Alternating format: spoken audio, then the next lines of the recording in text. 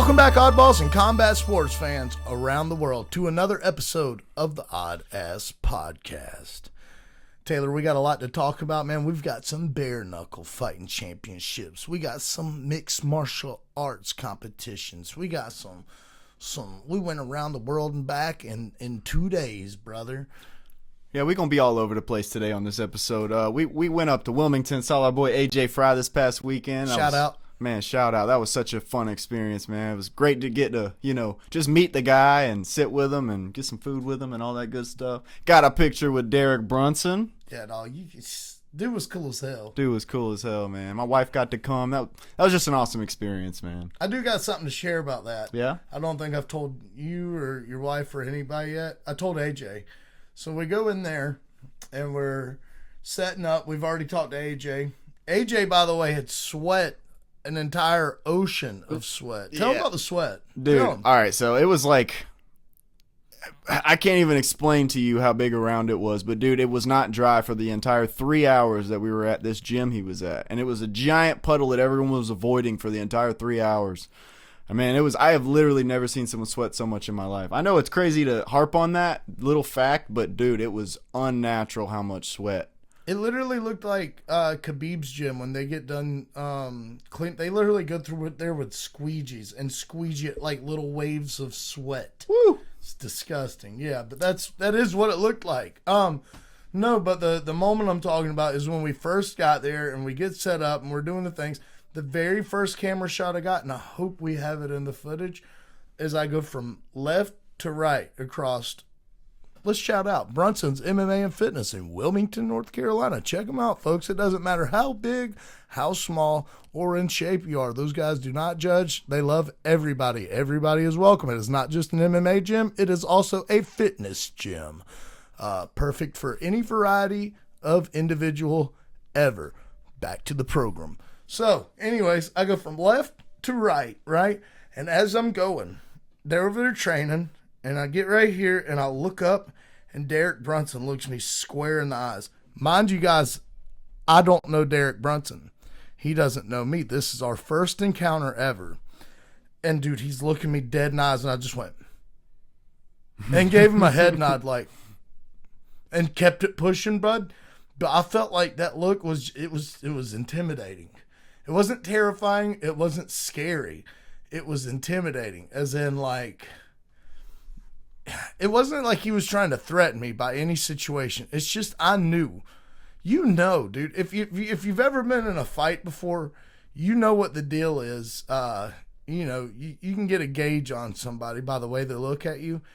And it was he had an intimidating presence, but he was also fighting and training. He was sparring at the time. So maybe that was, maybe not directed at me and he just kind of we caught eyes or whatever, but I'll never forget the way I felt inside, because I felt like a small puppy in front of a Doberman. Dude, it's hard not to have that kind of vibe exuding from you when you fought people like Israel Adesanya, Anderson Silva, Yoel Romero, Chris Lieben. I mean, bro, that shit don't leave you. You know what I mean? That becomes part of you, man. And that dude, he's an intense guy to be around, man, for sure. Yeah, dude. Man, it was so cool just getting to be in his presence, man. That was just very the coolest blessed thing ever. Yeah, most and highly definitely. favored. That's what we are. Yes, we are. Absolutely. We got some exciting things coming from that, so y'all just hang tight, man. Y'all just hang be tight. looking out. We drank plenty of beer. Yeah, we did. Yeah, plenty of beer. Yeah, AJ had some great friends. They helped us drink some beer, and you guys will just have to watch to see some of the madness unfold. I don't think we got much beer drinking on footage, and that's probably for the best. Yep. One of these fellows was 6'8". Yeah. What did he say? 350 pounds. Yeah. The other dude was a massive dude, and he was 6'2" and like 260 or something like that. But the 6'8", and AJ's 6'4", and like you meet AJ and you're like, wow, this is a huge dude, a behemoth of a man, a marauder of sorts. And then you meet his buddy, Zach, right? What was his name? believe Zach? so. Because it was Zach and Will. Mm-hmm. And this was Zach. This big, curly-haired college dude is what he seemed like. Not like a frat boy, not like a sorority boy, But like when you go through that college stage, you know, he seemed like he's kind of in that college stage still yet. And he like for the boys, Yeah. you know, like one of those dudes, you know, it was one of them, as Patty Pimblett would say. But they were awesome. I don't think we could have bought enough beer to get him drunk, but we definitely gave it a go, and it was a fun time. For sure. Yeah, that picture didn't last long at all with us sitting around it. 10 minutes max. Yeah. And it was a big pitcher. Yeah. It's not a little bullshit pitcher. It was a massive pitcher of beer. It was great, man. We had a great time. It was so much fun.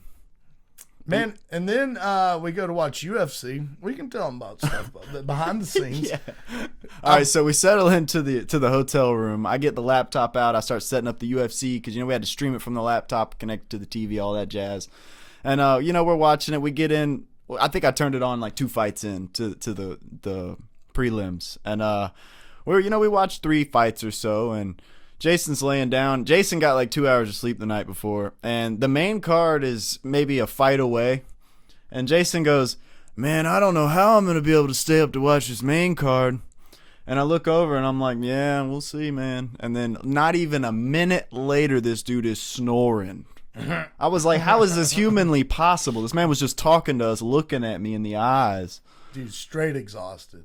Yeah, so needless to say, he had to rewatch him the next day on his phone, but they did get watched. They did get watched. And I can't even lie either. I fell asleep on the main fight. I made it all the way to the main fight, and then I fell asleep and woke up to him knocking him out. Which was not the fight we expected, but I'm sure we're going to get to that in the recap. That's right. Right now. Right now, baby. Taylor, why don't you take us for a ride, brother? All right, so up first, well, let me just start by saying Jason is continuing to just obliterate the rankings with our picks. And just going to shake the whole table. Yeah, and so I'm trying to come back, but you know, it's a long hard battle.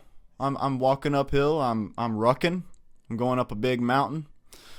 And I'm going to get to the top eventually, but it's a big mountain, so just give me some time. Right now, we are at 32-37. I just did Derek Lewis. You did? Yeah, sure did. Hell yeah, bro. Didn't see it. I didn't even fucking see it, man. I'm going to have to rewatch this just to see you do the Derek Sure did. Lewis. Well, you missed some things, you know, when you're recapping. We're stuck in the past, not the present, That's brother. right. Well, this sumbitch right here has got 37 points, and I got 32, so I got 5 points to make up, and I'm feeling real good about this next card. But before I get to that, we're going to recap this past weekend. So up first, we got Tom Nolan versus Charlie Campbell. I chose Charlie Campbell just to be an asshole, and an asshole I became.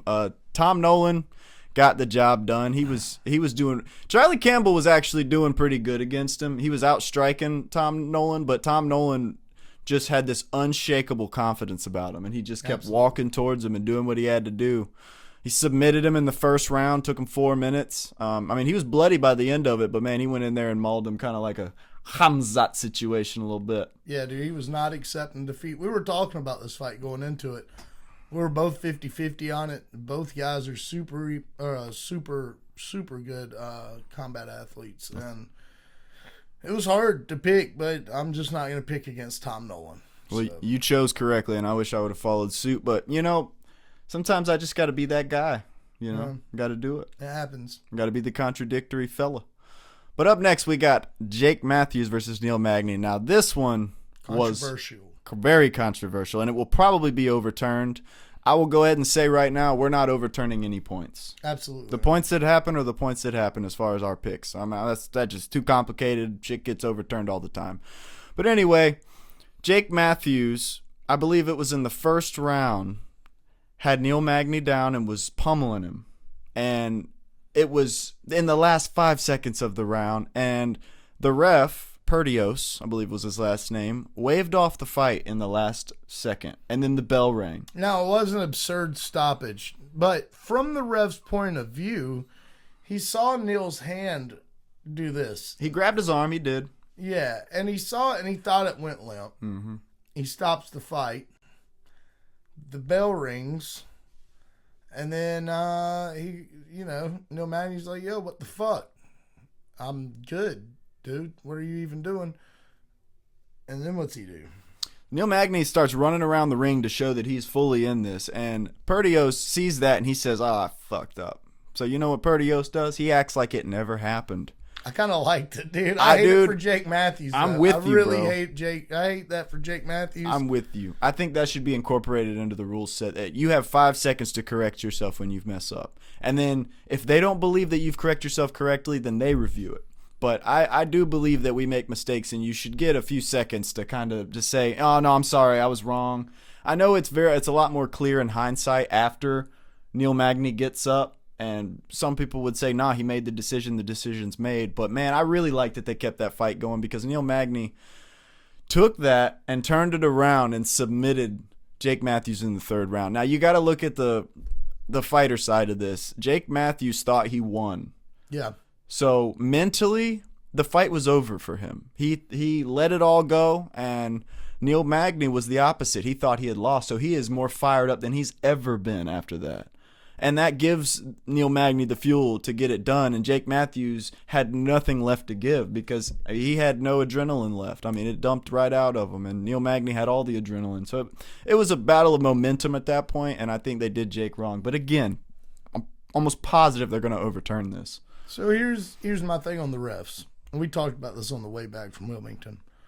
If Dan Hooker can throw together 1-minute scraps in someone's backyard or in an alleyway or in some random gym somewhere and have a referee that literally takes a fraction of a second to look at you and know if you're able to continue or not and has no mess ups whatsoever, these guys should be able to do the same at that level. Taylor has a brilliant point, which practically said that these refs are complacent. They've done this so many times. You know what? It's your words, and I think you should own this because I think it's a brilliant take on it. Go ahead. Tell them what the deal is. I just think with a lot of these things in fighting, and we even related it to coaches earlier, I feel like at a certain point, there's a point in diminishing returns with how many of these bouts you do. Because I think there's something about the human psyche where when your emotions are involved in something and you're nervous about it, you go to your highest level. You become primal almost and instinctual to where you can do things that aren't really expected of humans if you let it take over. It's kind of like a flow state. Yeah. But I feel like with these veteran refs and these veteran coaches, sometimes something just hasn't sparked their emotions in what they're doing at the time, whether that's, and you can put it up to motivation. They just don't have the motivation or the drive for this particular fight. Now, sometimes certain fights will bring that back out of you. It's not like a every single time thing, but I think there's a certain point in your career where you just stop getting nervous for these fighters, and I think you're letting them down for that. And again, It's coaches and refs. This is just a fan's perspective. I'm not a coach or a ref. It just is what I see and what it seems to be. Because I know as a musician, the gigs where I'm the most nervous are ones that I kill. I do the best because I've done every preparation in my mind that I could think of, and I'm totally in it in the moment. And the ones that I'm not nervous about, I don't care what the outcome is. I'm just going out there to have a good time, That's exactly correct. So, yeah, that's my 2 cents on that. Complacent refs. Mm-hmm. Yep, that's a big problem. Yep, so and make that the headline. We love a lot of these guys. A lot of people like to shit on Herb Dean. A lot of people like to shit on Dan Miragliotta. No nonsense. Keith Richardson. Right? Peterson. Keith Richardson's the musician. Yeah. No, it's Keith Richardson. I'm sure. No, I'm just playing. At any rate, it's almost in to shit on these guys. It's almost cool to shit on these guys. They have a hard job, and people like to say, "What's the hardest job in MMA?" No, the fuck, it's not. No, it's Try getting elbowed in the chin, please, or kicked in the nads and continuing to have a fist fight with an elite top level, one of the best in the world combat athletes ever. Mm-hmm. Do that, and then tell me how hard your job is. I'm not saying it's easy. I'm not saying it's even intermediate level. I guarantee you it's hard. It's not the hardest job. And judging in a close fight could be considered pretty damn hard. Referee in a foul back and forth type of fight, it really can't be that hard. You know when somebody's gotten poked in the eye. You know when somebody's been fouled to where they can't continue at a safe, in a safe manner. You know when to take points away. You know when to call a foul. You know how to say, look at the judges and go, you ready, you ready, you ready, start. And you know how to go, stop. Other than that, you better be able to run fast and yank people away from each other that are getting a little too far. I hate to tell you guys, this goes down. We're from the South. Okay, you know what? South initiated. You feel me? We do this shit on dirt roads for fucking fun. That's right. All right? We do this shit in the swamps. And it's two men versus two men. But these two dudes, they ain't doing nothing. They're just usually standing there with a daggum telephone in their hands. And then when one gets the best of the other and he starts going a little too far, maybe this feller's unconscious and this feller's just going to get a couple on him real quick. Well, these two fellers, they get into it. And they say, hey, boy, quit what you doing, boy. What you doing that for? And they do it with telephones in their hands. So, you can't, I'm not trying to shit on them. Here I am shitting on them. But I'm just saying, fellas, let's just get it together. You guys are beloved. You're referees. You're from the highest regarded commissions in the world. Not even just the country. Let's get it together, guys. We love you. We want to see you continue doing this forever. But if you keep on making huge mistakes like that, we're just not gonna have it no more. No. No, we're not. Nope. And I don't even know what the solution is, honestly. I don't think it's their fault. It just is what it is, and we just got to call it what it is. Complacent refs. Absolutely. So this next fight, Jack Jenkins versus Ramon Tavares. What'd I say? It was a great damn fight, dude. Jack Jenkins went out there and did what he does. But man, Ramon Tavares gave him hell. Yeah, he did. That was a great matchup. Whoever decided that was the fight was right, dude. Because Jack Jenkins and Ramon Tavares was fireworks. Yeah, it was.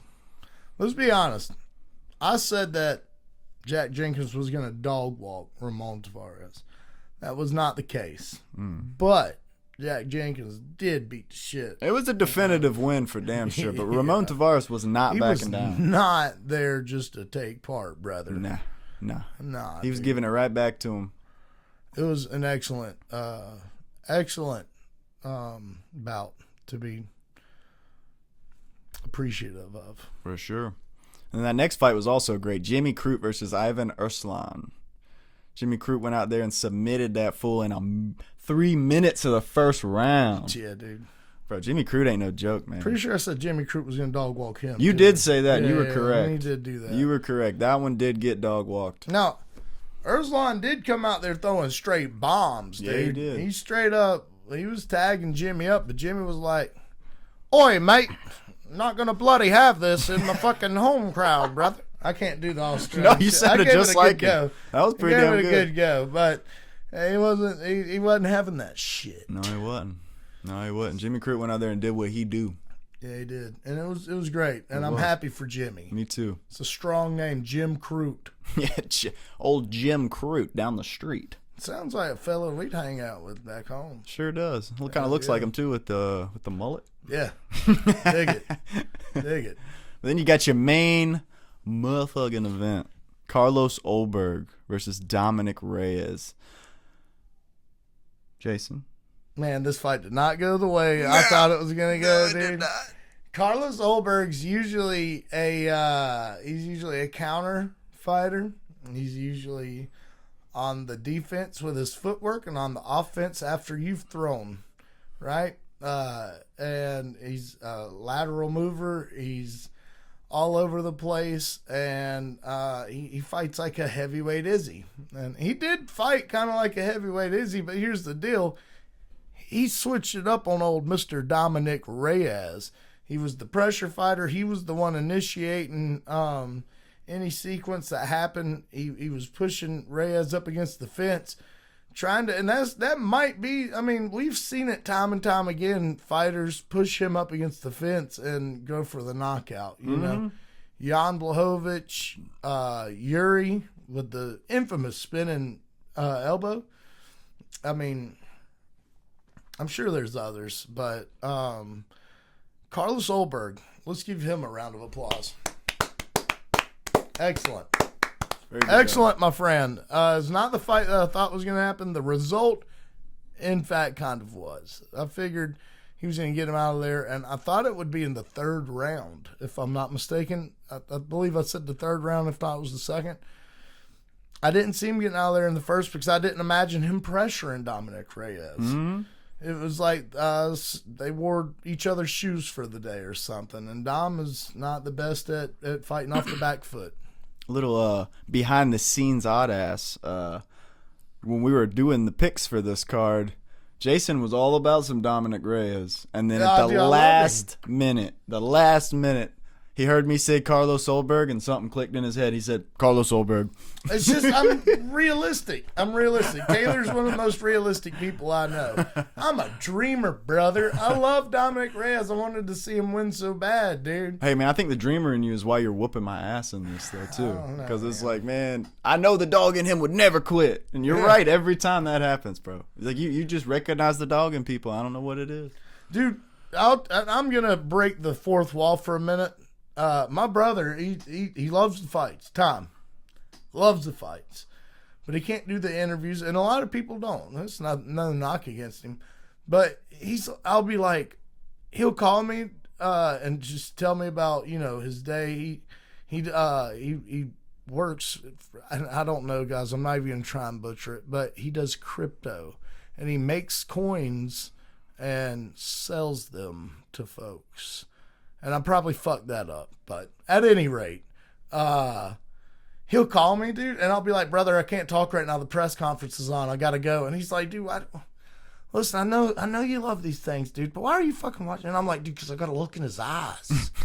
I got to see what he's really bringing to the table tomorrow, brother. You don't understand. I've got to see if he's going to make weight. I've got to see how he's feeling. I got to see if he's nervous. I got to see if he's fucking pissed off, dude.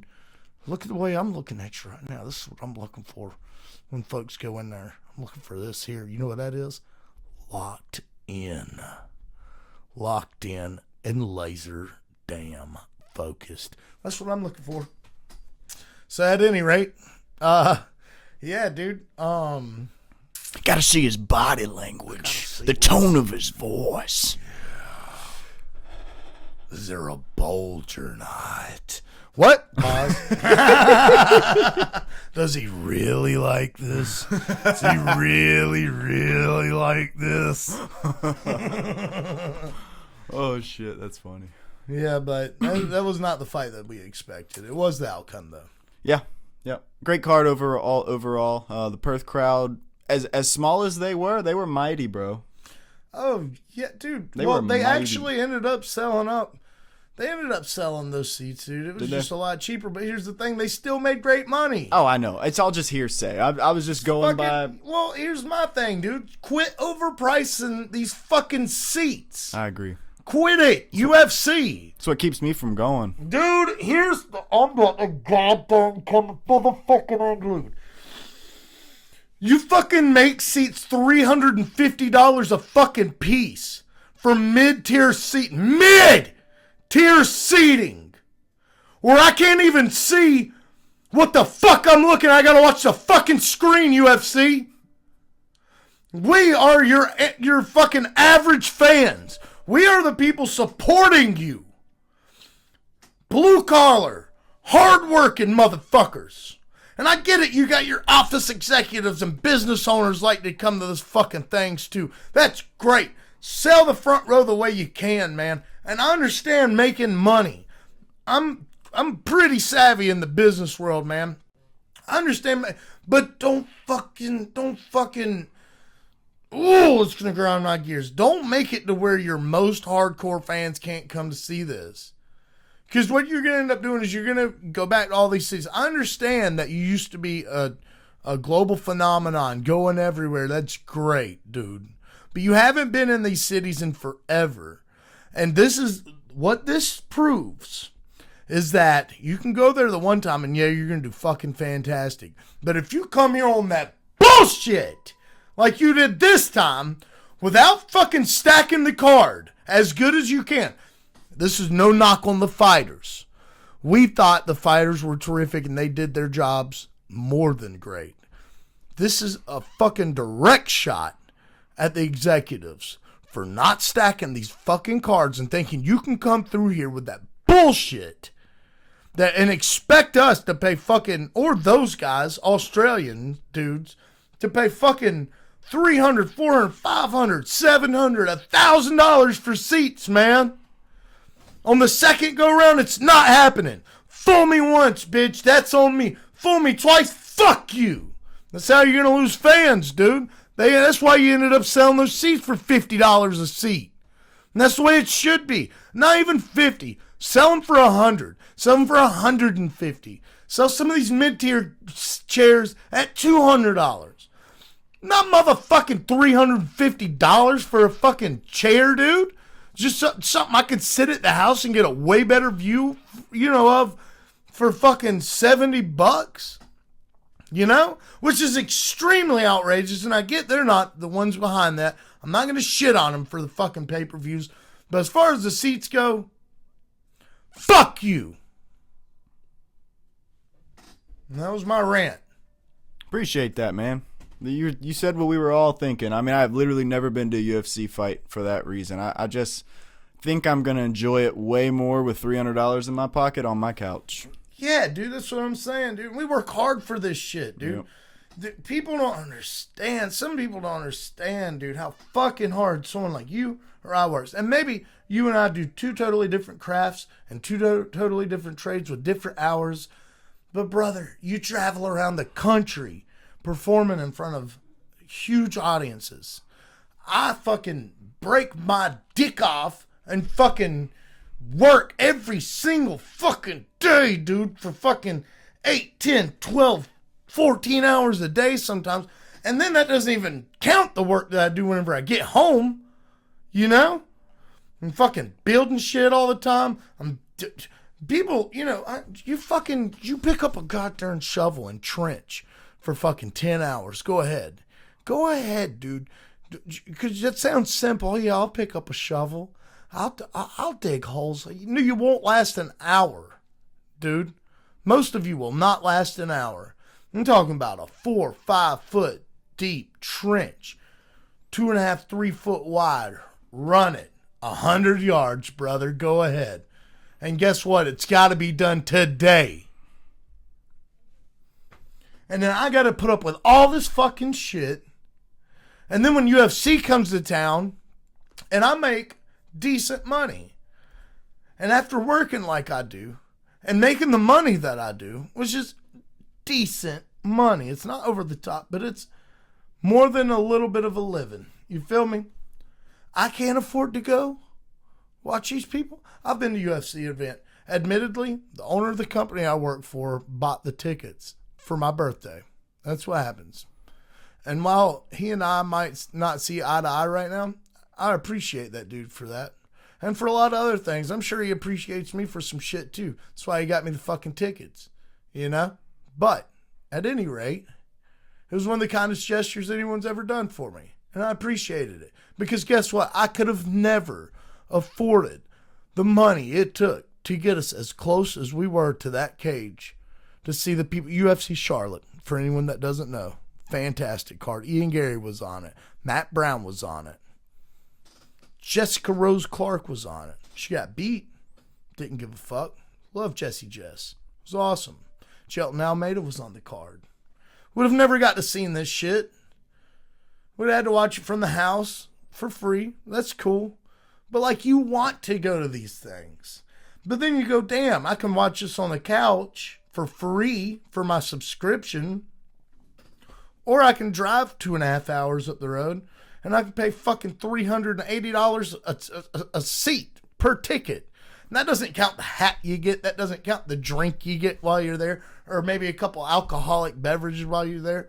By the end of it, dude, I'd spent the same amount of money Buddy spent for the fucking tickets. I'd almost spent for the fucking shit that I got while I was there doing what I was doing. It was outrageous. Get it together. I mean, your fan base is telling you, man. Your fan base is telling you. Call me broke all you want to. Bitch, I might be. Bitch, I might be. I bet one thing, though. I ain't going broke buying fucking tickets at $350, $380 a seat for like halfway to the cage type shit. And that's on folks and them. You heard it. Yep. You heard it here. Well, I'm tired of being mad, so I think, you know what time it is, man? What time is it? I think it is time to introduce our next guest. Chris. Wait a minute. Dude's got the coolest last name ever. I can't wait to tell him about it. I'm going to get right back to it. Up next is Chris Debow. There it is. There we go. What's up, fucking guys? What's up, bro? How you doing, man? I'm doing good. Fucking been busting my ass and fucking getting it, you know? Hell yeah, we see that. We see that. Hey, can I just be the first to tell you that you have one of the coolest fucking names I've ever heard in my entire life? Debow, bro? Fuck yeah. You were made for this shit, bro. I'm the only, like, other than Friday, I've never met another Debow out in the wild, you know what I mean? No, not one that was like a legit name and not just some fucking nickname. Yeah, it's like no one in my family even has the name. It's my dad's stepdad's last name. No shit. Oh, Inherited that shit. Yeah, it's just he was dodging child support is what it was, but I got a cool name out of it. Yeah, you fucking did, bro. slick. Good for you, man. Well, listen, I'm going to start this thing, brother.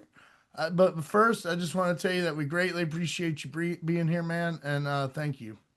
Dude, yeah, thanks for having me on. I'm excited. Absolutely, dude. And you have a super sick background, too, so that's really fucking cool. Thanks. I took a minute to figure out which one I wanted to use, and I was like, this one's pretty good. Nah, that was dope, dude. Black and white's sick. So, Chris, you've been competing in Powerslap since its inception. You're known for being a respectful class act, dude, with a mean mug and a cement block for a hand. Thank you for being on the show today. We're very excited to talk to you. Yeah, guys, thanks for having me on. So, what does it mean to you to be on the world stage competing in front of live audiences surrounded by legendary MMA figures such as Forrest Griffin with the referees such as Mark Smith and Chris Tione? Dude, Harry Hatley, Mark Smith, Chris Tione, all of them. Dude, I was when I first got to the UFC Apex and like everything was it's still to this day surreal. Like I'm like a kid in a candy store when I'm up in there. Vegas is a vacation to me. I get to go out, do some work, slap the shit out of somebody, and meet some of my favorite people. Like Forrest Griffin is my favorite fighter of all time. Every UFC game I ever had growing up, that's who I would pick because like he's who got me into the UFC with the Stephan Bonner fight, and he's just a class act dude. And being able to work with him and talk to him, and yeah, he's our catcher and stuff, but he's like also like he works with the PI. So anytime we go over there to cut weight or train or anything, he'll walk up, mess with you, give you tips, and it's just the coolest experiences in the world.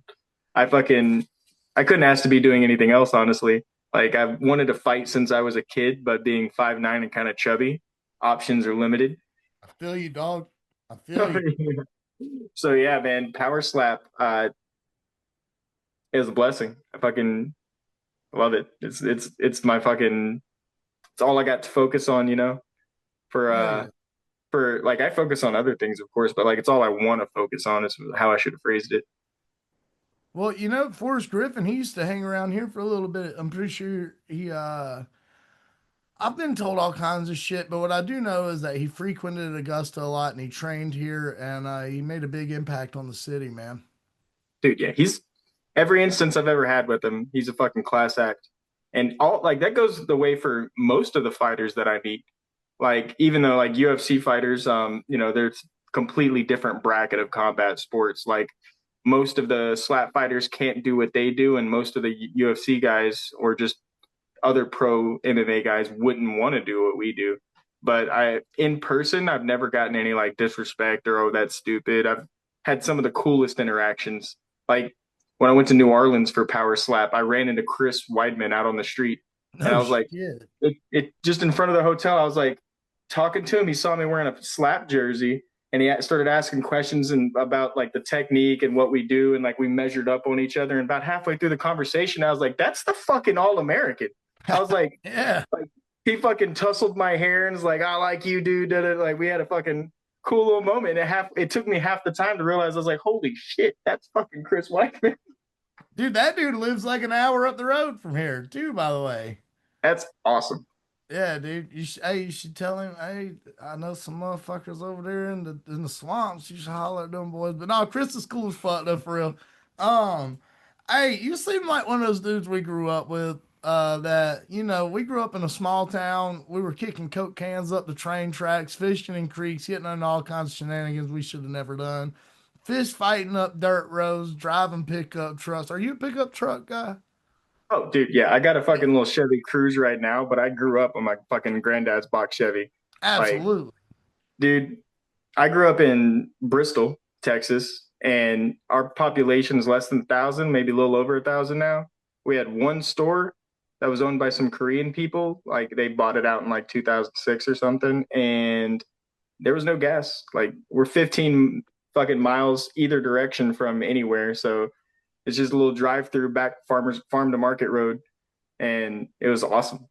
Just Hell, out there running the streets and running the woods.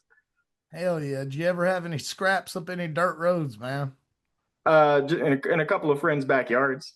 Yeah. Yeah, you'll have Go, that, dude. go to a high school party, get a little too drunk, get punched, don't realize you were assaulted, and then a couple of weeks later, you got to beat that dude's ass. I woke up the next day not knowing how I got home. I was like, man, my jaw hurts. I think I got a wisdom tooth coming in. And they're like, no, that dude hit you last night. And I was like, fucking what? I was like, what did I do? They said, you fell, you got up, and you kept arguing with the other guy. You didn't even address the fact that you got hit.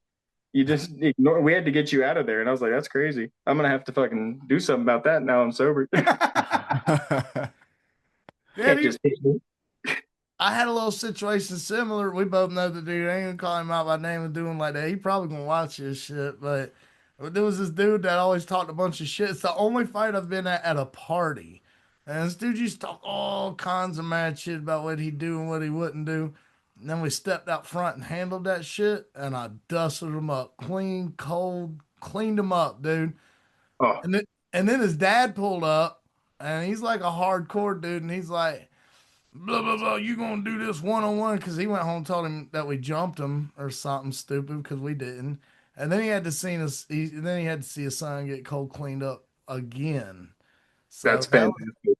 that was crazy. You go out there and fight that boy. This is a fair one. Oh, he's kicking your ass. Yeah, dude, it's exactly what he like stopped it. I hit him like 4 times right in front of him, and he did like the Elsa on skates. And he was like, "Oh, nope, that's my boy. Nope, can't, we got to put you in boxing classes right now." That's your son. Yeah, should have. That's your boy. You should have taught him how to fucking weave. Yeah, dude, fucking that was it too, Bob and weave, brother. Because I was coming in hot, dude. He done Yeah, pissed me off. He been on my shit for a long time. yeah, that's how I've been with a couple. Like the only fight I've been in since I joined Powerslap was someone that I knew since like seventh grade. Ran into him at a mutual friend's house. I don't mess with this guy anymore because of his life choices. And I was like, hey, no sparring, no fucking around. I got a match in like a month and a half. Cooler jets, Yeah, right? Squash it as soon as I get here. It wasn't an hour and a half later. He was drunk and fucking, we're all making jokes, talking and whatnot. And he slapped me in the nuts. And I had to look. damn. Yeah, dude, he fucking slapped me in the nuts. And I was like, dude, I am 28 years old. Like, what the fuck are you doing? Like, we don't play like that. And Oh, he he gave you one wanted, of these. He yeah, gave you one of he was these. sitting on the couch and he fucking back of the hand to my Yeah, lap. what a fucking piece of shit. And I was like, motherfucker, like you touch me like that again, we're gonna have problems. And he wanted to stand over and be like, oh, what the fuck are you gonna do about it? So I stood up and slapped the shit out of him, started a fight.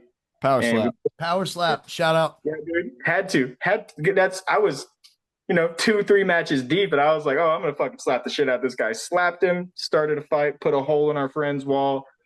That dude, as he was leaving, I fucking flipped him off and told him like, toodaloo, like fucking get the fuck out of here. Yeah. And damned if Will didn't turn around and run at me again, jumped on me while I was on the couch. So I just pulled guard and fucking hammer fisted until I saw blood and broke his little nose. Hell yeah. He left pissed. I did not care. Fuck that dude. I hope Fuck he that gets in dude. a car wreck. So let me ask you, man, when you mount up to war, you seem like a very stoic minded individual. The question that I have for you is going into that thing with all the pressure that I would assume is on you, how do you stay laser focused in the beginning? We've heard Bisping talk about it. You know, when you're eyeing down opponents and you just look mean, dude, you look locked in like a laser. So the first part of that question is how do you mentally prepare for these matches? And then once you're in them and you're dealing with the damage and you're dishing it out, how do you stay mentally focused? When you're standing there just straight slapping the shit out of each other. Yeah, that's a good one. Honestly, I give a huge shout out to Donovan Cross. Shout He was out. my he was my first coach in Powerslap 1.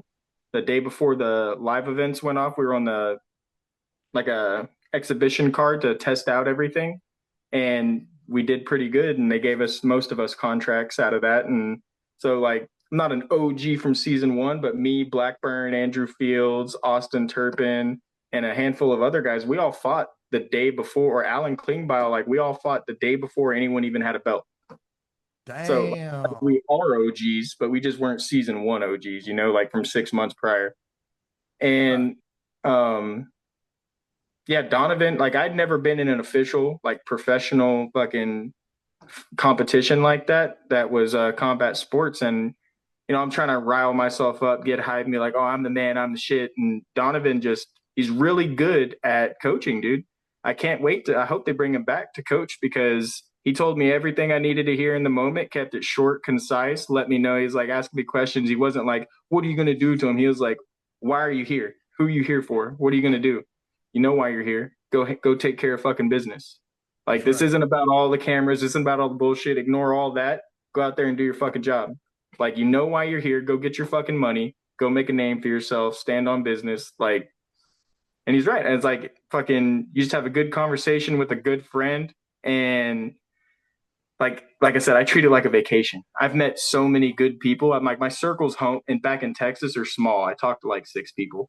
But through Powerslap, I've got a good 20, 30 people that I never would have interacted with otherwise that are in a lot similar situations, come from similar backgrounds, and want the same things. We're all just trying to get money and do better for ourselves and have fun doing it. And fuck, that's it's been a fucking hell of a ride so far, dude. We're about to push 3 years deep, and I've met some people that 3 years ago I didn't know, but now I do fucking anything for.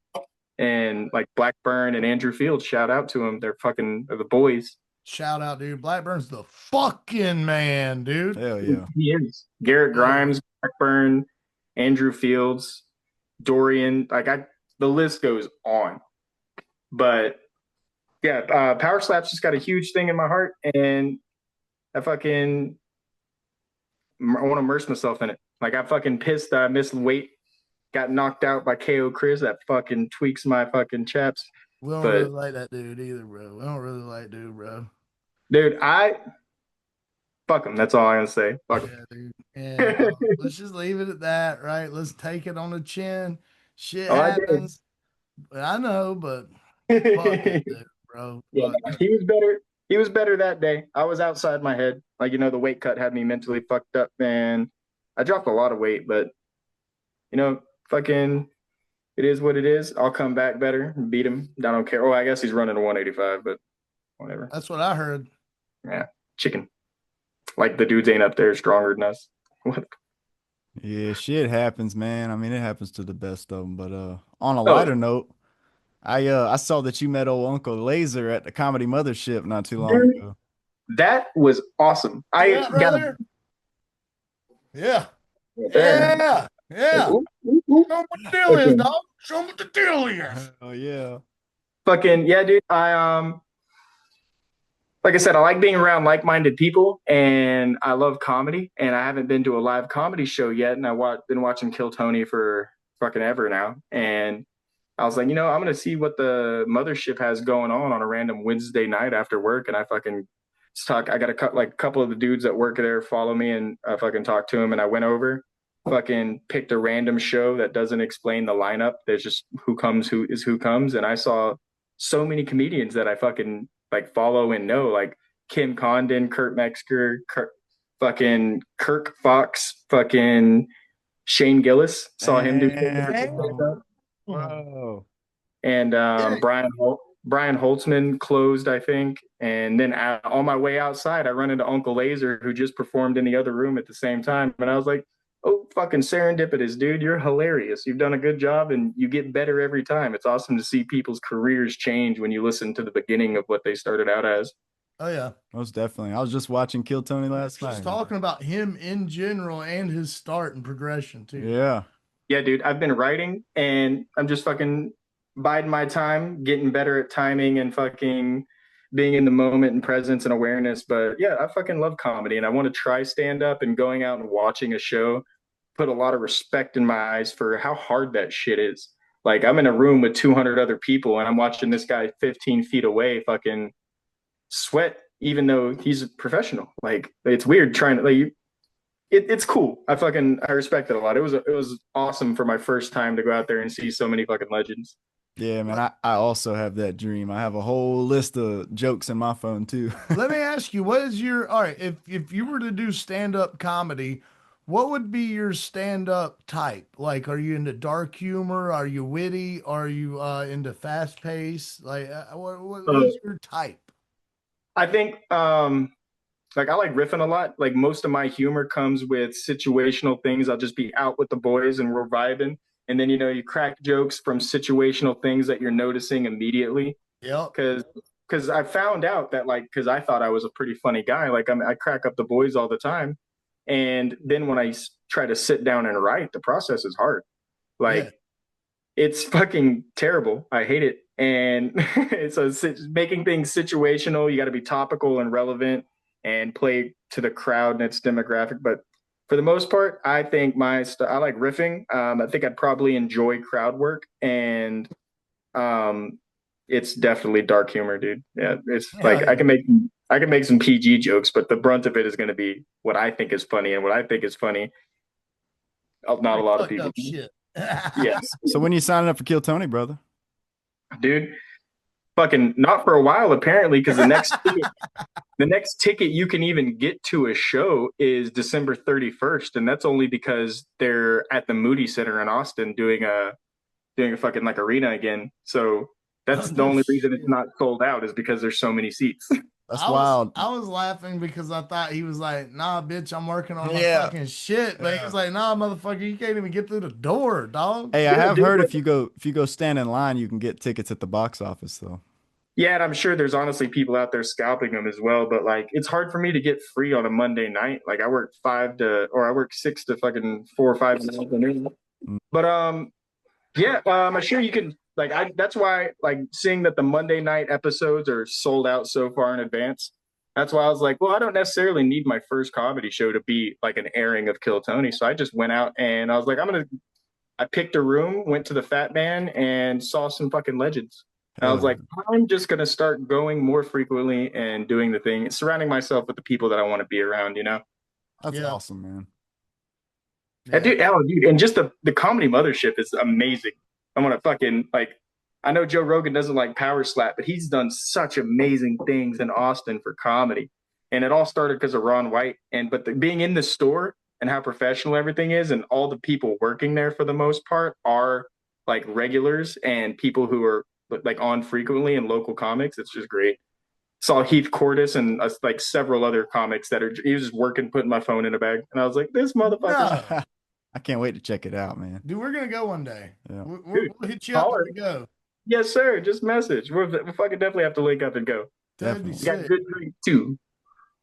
Well, we're gonna dial this back into business. Taylor, you had a fantastic question about Alabama. That's right. So I saw that they were banning slap fighting in Alabama, bro. What the fuck is up with that, bro? Dude, so all I gotta say about that, immediately I was just like, well, you can fuck your sister, but you can't slap your friends for money. Like, bro, that's what I was thinking, dude. You can fuck your cousin, but you can't. Come on, man. So y'all need to.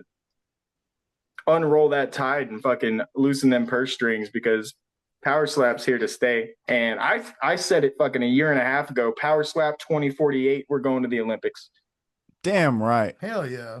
Fucking, it's gonna be a thing. What are you gonna do about it? It's a modern day shootout. It's entertaining as fuck. It's clippable as fuck. People's attention spans nowadays, like even UFC fans, they go out there and fucking they don't watch the whole fight. They're just on their phone scrolling, waiting for the highlights, for someone to scream, "Oh!" and then they look up and like, "Yeah, what's the fights?"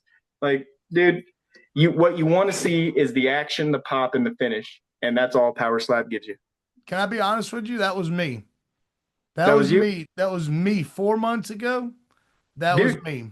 I think that's how we all start out, is like super casual. Like, yeah, I enjoy it, but what I want, like what when you don't really care about the sport, but you like what's going on, what you want is the fucking finishes. You want the action. You want to see just people getting head kicked, knocked out, choked out. Yeah. And that's where we all start. And then you fall in love with it and you're like, you start to appreciate the fighters, their backgrounds, what they've had to go through to get to where they are, and fucking the shit that they can do, man. It's awesome. Oh no, I was talking about Powerslap. I've been in love with combat sports for a number of years now, and then Powerslap is going to be even worse with the casual, like the entertainment, where it's like all I want is the fucking the pop knockout, and that's why we cater to both things, because there's people like y'all who actually are going out of your way and talking to the fighters and getting to know them on a different level, and then there's the people that they just want to scroll, see someone get knocked out, say "ha ha, stupid," and continue about their day, and that's perfectly fine too, because we play to both audiences. Yeah. Yes, sir. Yeah, we're not taking sides. We'll take money from everybody. Thanks. Yes, sir. Yeah, man. So check this out, man. So you watch UFC, right? I can take it from just listening to you. Who you got in the main event this weekend, brother? Dude, this card is emotional. I don't even want to, I don't place bets. I don't place picks, because anytime my friends ask me who I think's going to win, I get my heart broken. Yeah. Same. Yeah, all I know is like they knew what they were doing with the main event and the co-main, and there's going to be some fucking violence and some sadness. Absolutely, dude, man. I wanted to take Corey so bad in the co-main event. I ended up going Marab. I wanted to take Corey, and by the way, I actually think Corey gets it done. But the way we play this, all the tools to win. Ever since he took that dirty loss and he came out a different animal, he's like, I'm going in there and I'm going to hurt you from now on. I don't want that feeling of watching the other guy celebrate. I don't like that shit. yeah. And I fucking such a good fucking speech about the situation and how he's adapted his mind to it. And Absolutely. he's a demon. He's a demon. Yeah, dude. I want him to win so bad. I don't care about Marab. I don't know. Well, if I had to put money on it, probably leaning towards Marab. I picked Marab. Yeah, he's elite. He's elite. You cannot deny the skill. He can wet blanket anybody. He can grab you, drag you around, and stifle what you want to do and make you not fight how you want to fight. And that's a great skill, makes him a great fighter. But fuck, is it not entertaining to me? Hell yeah, man. Well, look, how about this? Do you play video games? It's like 80% of what I do, brother. What's your favorite video games? Like top 3? Skyrim, Fallout, and fuck, bro. Same. Yeah. Pokemon, Minecraft. Like I'm a nerd. I've been playing a lot at the end, but I mean we're cool with that. We don't hear me out. Minecraft is it's got a like I ain't played it in like 2 years, but it's got a place where it's like I've put hundreds of hours on Minecraft over the years, just fucking around with the homies, building shit, destroying shit. Been playing a lot of Civilization lately and Rocket League. Yeah. That's that shit. Both those are the shit. Marvel Rivals goes hard, of course, because Overwatch fell off. You know what Pokemon game was the shit, dude? Did you ever play Nintendo 64? I had a Super Nintendo. I don't think I had a true 64. Bro, Pokemon Stadium on Nintendo. Oh, dude, I've got. What's sick? I've got the new version, which is Pokken Tournament on my Switch. It's the same. It's so nice. It's so clean. It's not the same, but it's cool. Fuck yeah. And honestly, even with Pokemon Go, because I went hard on Pokemon Go for a while. And you can use the Pokebank app to transfer Pokemon from Pokemon Go to your Switch. Oh shit. So I caught a shiny Suicune in the wild on Pokemon Go like World Festival Day, and it was combat power is like 800, super weak for Pokemon Go. Transferred it to Pokemon Shield on my Switch, and it's a level 12 shiny Suicune. So I just put my starter in the fucking bank, and I was like, I'm that guy. I'm the main character. Hell yeah, dog. Main character vibes with Chris Debow, brother. Yeah. So let me ask you this. You've talked about starting your own food truck. Yes, What sir. kind of dishes would you serve, and what are your specialities / what would you base your food truck around, brother? Dude, just home style eats. I'd probably switch it up, like go like 2 weeks doing one kind of thing, like burgers and sides and stuff. And then like I grew up working at that Korean store with those people, and it was half restaurant, half like bodega, making fried rice and like fried noodles and stuff. So fucking I spent ages like 16 to 27 working predominantly in food industries, been everything from a dishwasher to a GM, and just told myself, I was like, the pay sucks, you don't got benefits, the hours are erratic, but everything in between now and what you want's just more practice, right? Yeah. So I fucking just kept doing it. And yeah, I feel like I've acquired enough skills. It's gonna be like patent pending. No, I'll fucking kill anybody, but the going title, working Hey, title. whoa. If you don't want to drop some super saucy name in case somebody takes it, brother, don't, because they fucking will, dude. So They will. I won't drop the name, but I will say the idea of it is, you know, food trucks, a lot of people feel like they get ripped off. It's like, fucking, I just paid $15 for this from fucking, like, over here, you're gonna pay $20 for whatever the fuck you got, but you're not gonna finish it. Yeah. The idea is that like it's like you're something your mom or your aunt would make for you, your grandma. Like Oh, you hell yeah. get it, you eat, and then you put it away and you eat later. Like you're leaving with the to-go box of food even after you ate. That's the premise. Nice. I want people. Yeah, the portions are better. The food's better. The vibes are better.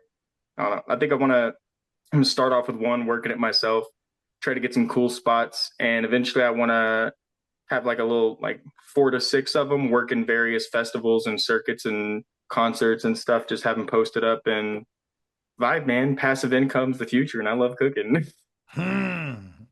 Brother, next question will be, what are your top 3 favorite movies all time? And then we're going to do it too. Okay, so This is important.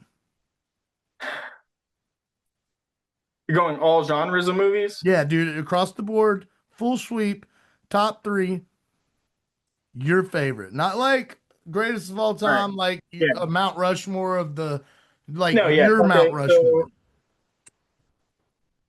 The Jerk with Steve Martin. Okay, Old school. that's super good. If you haven't seen it, it pushes some boundaries, but I think you'll love it.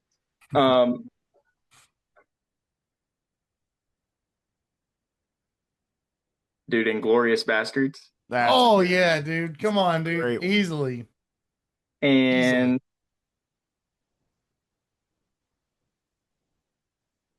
oh, so many hard picks. it's hard. This is a hard one. So many good ones. Yeah, give me the first Spider-Man, Tobey Maguire. Dude, I did not see Yeah. that coming, but you know what, dude? Fire movie, bro. Go Web, go. Fucking Yeah, go web, go. Elite movie, bro. Macho Man Randy Savage had a cameo in it. He's like, Yeah.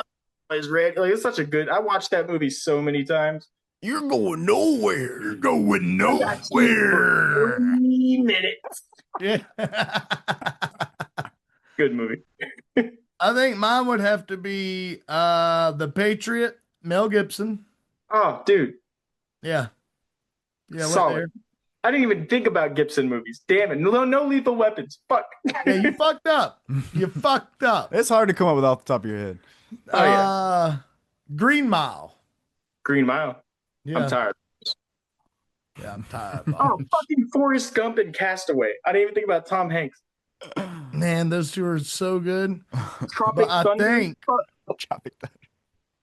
I think I'm gonna have to go with my number 3 of all time.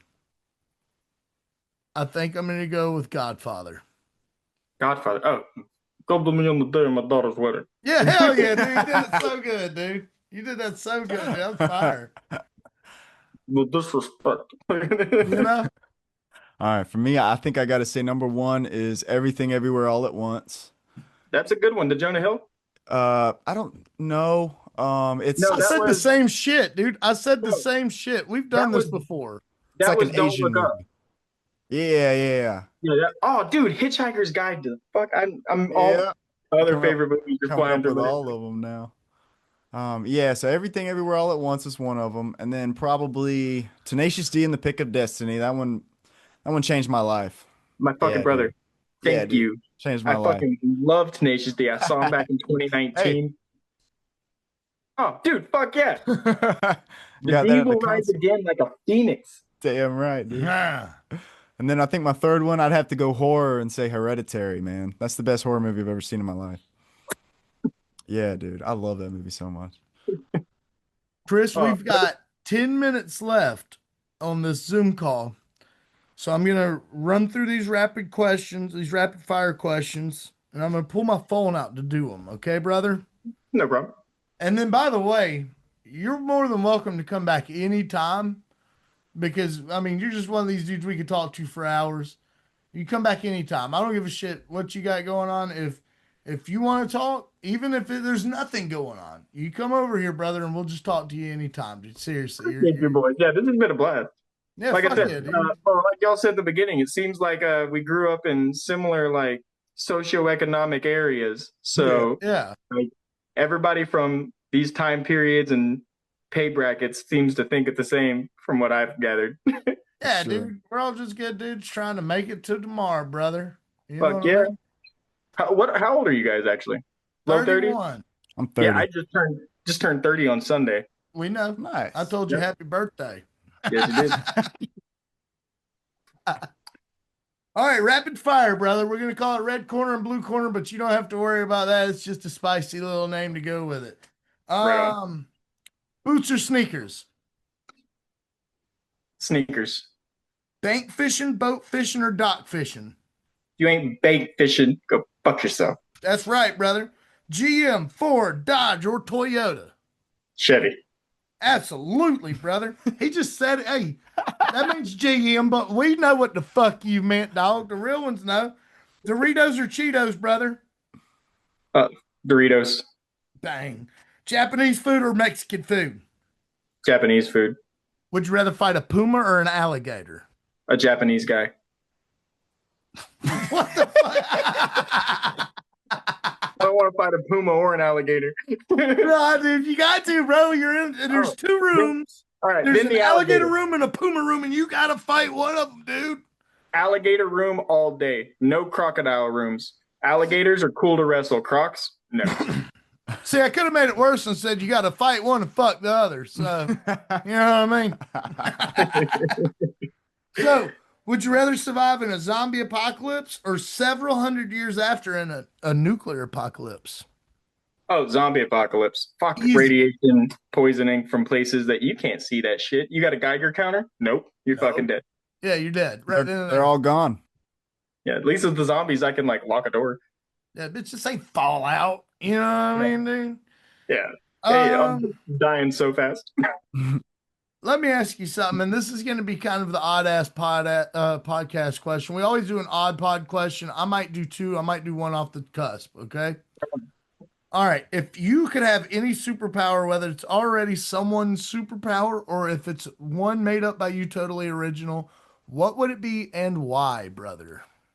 So me and my friends play this game. I'm not going to give a title, but it's basically like, you know, the game of consequences. Someone says something, and then you give them a consequence. Well, we make a game where it's like we're wizards, and one of us casts a spell, and the other one says like a drawback to that spell. But it's like a permanent thing, and it stays chronological. And after like 10 spells apiece, we're living in a pretty like this is theoretically a fucked up situation. And one of the ones that I fucking enjoyed was like inherently super speed would be low key my favorite superpower. Yeah. But if I could have one that I could just like pick any power, I would like fucking time travel. But the caveat to that, which my friend gave me and I fell in love with, was if you travel through time, you can't remember where you just came from. Oh shit! Man, that's sick. So, Dude, he hit so you can himself time with a hop and do fucking. whatever. You can go forwards, backwards, do whatever you want, but you don't know where you just left from. And I think that's really cool. Bro, you just fucking ultra odd potted yourself, dog. Damn. You odd potted the odd I'm pod. using that. It's a good Debo, one. I'm using that, brother. Welcome to it.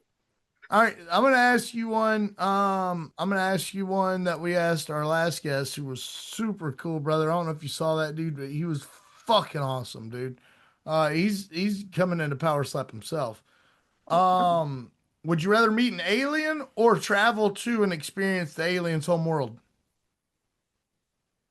Meet an alien here or go to an alien culture. Yeah, Fucking go to an alien culture. I think if you look at humans objectively, like from a far away distance, you wouldn't see like workers. You wouldn't see like politicians and doctors and fishermen and fighters. You would see an infestation of things destroying the planet like insects. So I think yeah. it'd be a better interaction if I went over there as opposed to them looking at us and being like, what the fuck are these things? We can't bring them to our planet. They'll fuck it up. Absolutely. That was really good insight. Yeah. Chris, I'm going to ask you for one last thing, brother, if you don't mind amusing me. Can you give me one of those just signature Chris Debow fucking face off, dude, where you're looking across this fucking. All right, let me say, I gotta stop smiling.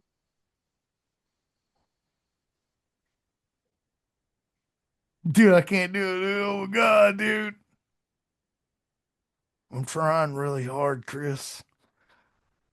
God, that's awesome. Fucking do work, police. God, that was awesome, bro. God. That was fucking sick, brother. Listen, Chris, we've got to get out of here only because we have like 15 seconds left. We got to run. I'm sorry.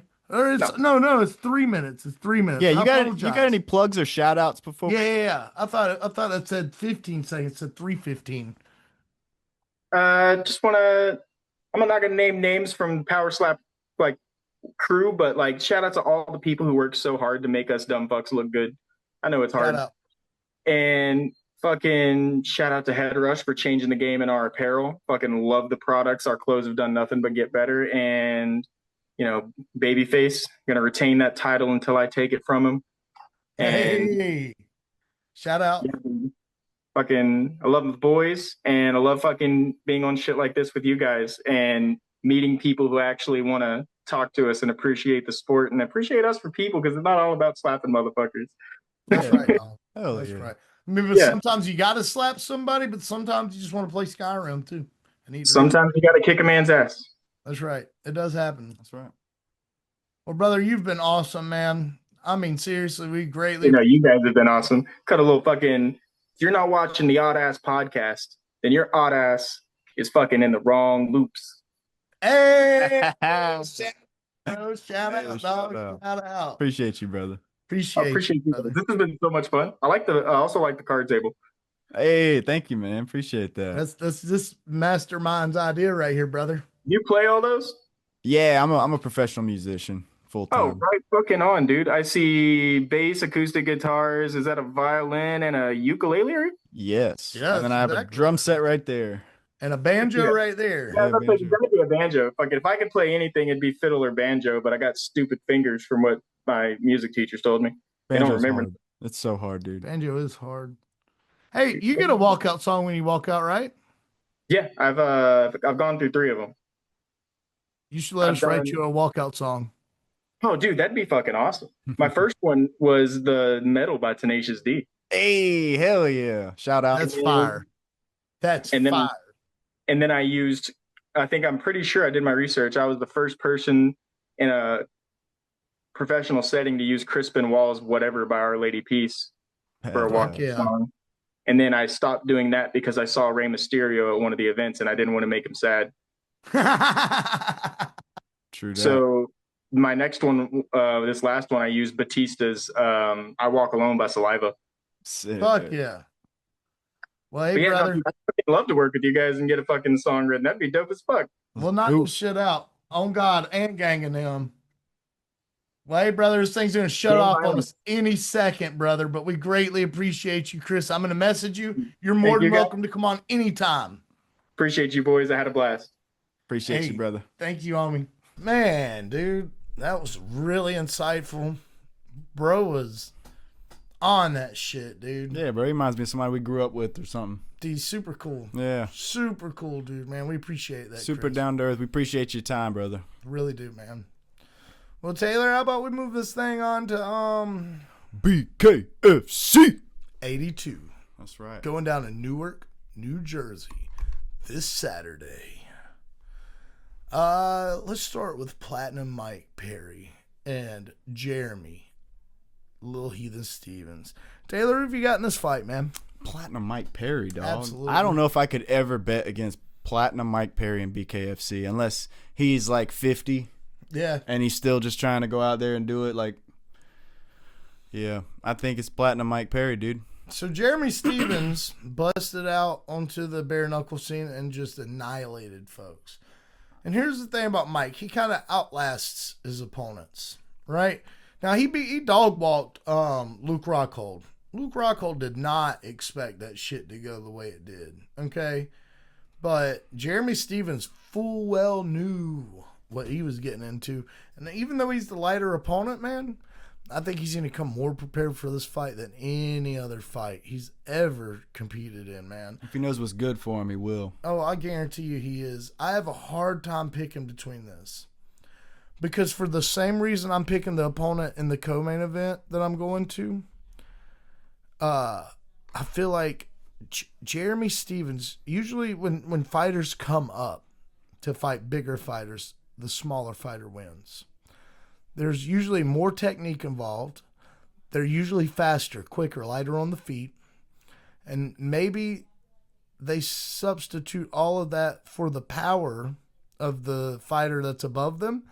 But it seems like it's more than a substitute because it's more than the power that their opponent possesses. You know? It's more speed.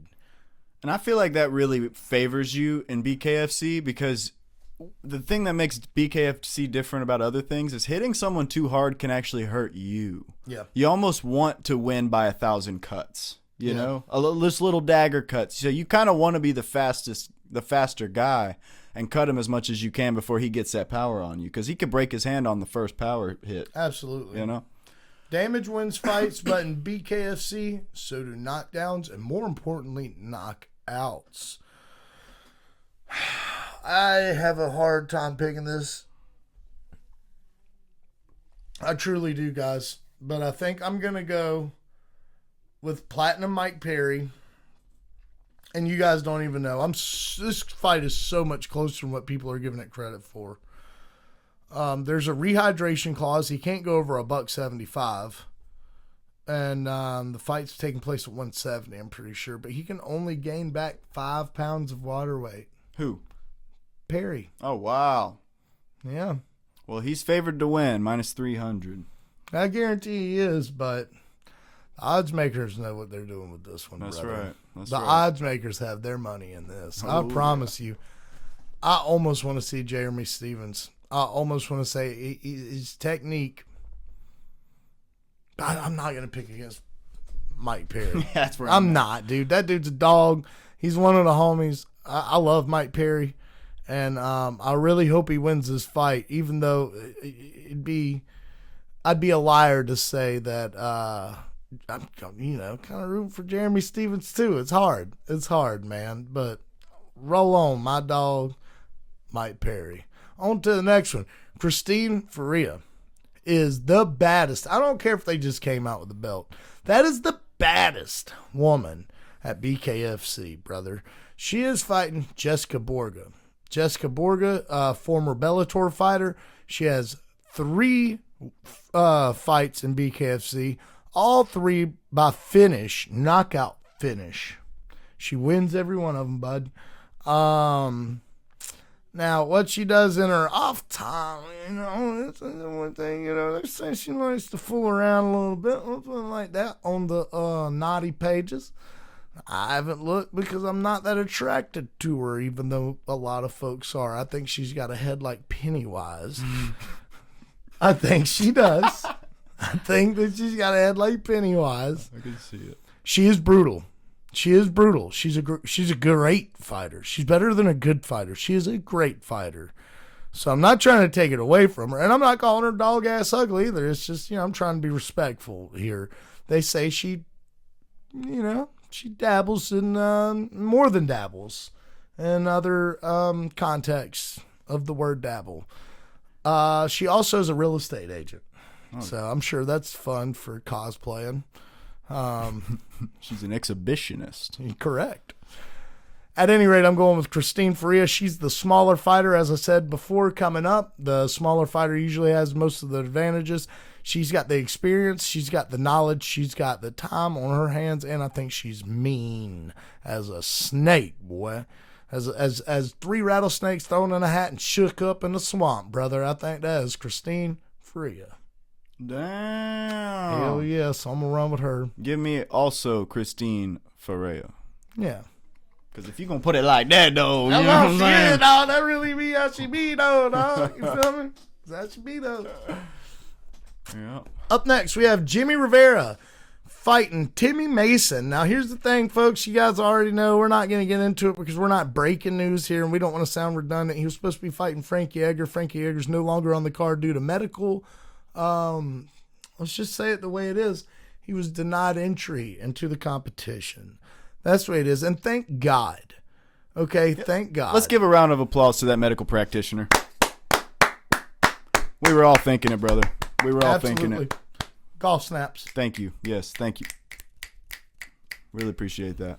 Yeah, absolutely. Jimmy Rivera, veteran of the game, 2-2-1 at BKFC.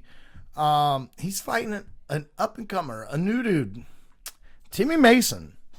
He's a very unorthodox fighter, man. I don't know much about the guy, so I can't dial into strategies and techniques, but he's very unorthodox. He's very new, and he's mean. He is mean with it, and I mean spicy, like Nashville hot, brother. I think he's going to give Jimmy Rivera a good run for his money, being that it's on short notice. I mean, he's younger. I hope Jimmy Rivera can pull it off because Timmy still has a career to build. You know what I mean? He's still got time. That being said, I almost want to take Timmy. I mean, I'm almost going to take Timmy just because of the youth, and he doesn't have the nervous energy that Rivera's going to have. Rivera's been in the game long enough to know what can and will happen on short, late notice opponent switches. And Timmy Mason, he's got none of those getting ready. What? Do you see that height disadvantage? Yeah. Jesus. Yep. 6 inches. Jimmy Rivera is 5'4". Timmy Mason is 5'10". Well, Jimmy Rivera used to fight at featherweight, correct? I don't even know who the hell Jimmy Rivera is, man. Former UFC fighter. I've never seen him. Oh, absolutely. Yeah, he's an OG. Must have been before my time. Yeah, he's an OG, dude. Okay. I'll show you some of him here in a little bit. Yeah, he's a dog, man, but I'm going to take Timmy Mason, and I almost don't want to.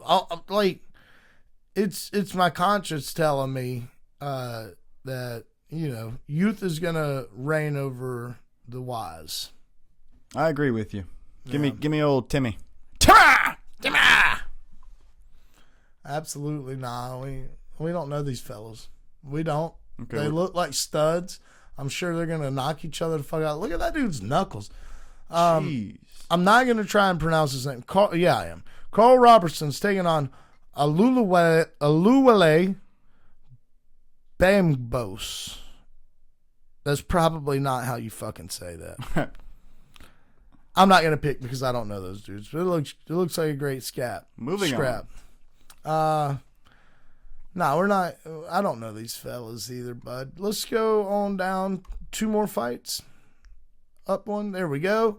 Elijah Harris is taking on Jeff Wentz. For those of you guys don't know, Elijah Harris, he's kind of an acquaintance. I wouldn't call us friends or anything like that. Not even close. hopefully someday. But acquaintances of sorts. Elijah Harris, the thing about this fella is he's got 2 consecutive 7-second knockouts in the BKFC ring. Now, it's one thing to get 2 consecutive knockouts. It's one thing to get 2 consecutive wins. To get even 1 7-second knockout's like, damn, that's a bad dude. To get 2 of them back to back, unheard of. Simply unheard of, brother. Yeah, that's pretty gangster. Jeff Lance, former Bellator fighter, I believe. He's fought a couple good dudes.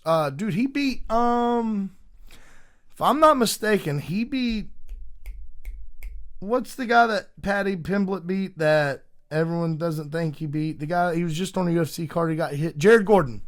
He beat Jared Gordon back in the day. Mm-hmm. Like way back in, Jeff Lentz did. Oh, wow. Yeah.